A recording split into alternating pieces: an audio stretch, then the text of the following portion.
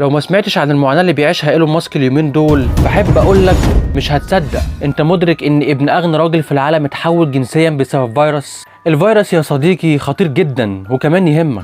اسمه ووك، وبالعربي الصحوة او الاستيقاظ. وطبعا اول حاجة جت في دماغك ان ده اختراع من اختراعات ايلون ماسك العظيمة، والفيروس ده متاخد من الافكار اليسارية اللي بتتبنى سياسة اثبات الهوية، وده اللي وضحه ايلون ماسك في مقابلته مع الدكتور النفسي جوردن باترسون. Killed by the woke mind. I can't imagine what that would be. وهنا كان ايلون ماسك متضايق من القانون الجديد في كاليفورنيا، وده بالظبط اللي خلاه ينقل شركاته اكس وسبيس اكس من كاليفورنيا لتكساس، وقال انه اتخدع عشان يمضي على اوراق لابنه خافير من غير ما يدرك حقيقه الامر. ومن اللي عاني منه الفتره اللي فاتت اتهم حركه ووك، ودي يا صديقي حركه ليبراليه بتخاطب عقول الناس عن التحرر المطلق، واتهمها بزرع الافكار الشيوعيه في عقل ابنه. ودلوقتي اقدر اقول المعلومه اللي كنت عايز اوصلها، انكم تاخدوا بالكم من ولادكم جدا ومن الافكار اللي ممكن تزرع في عقولهم.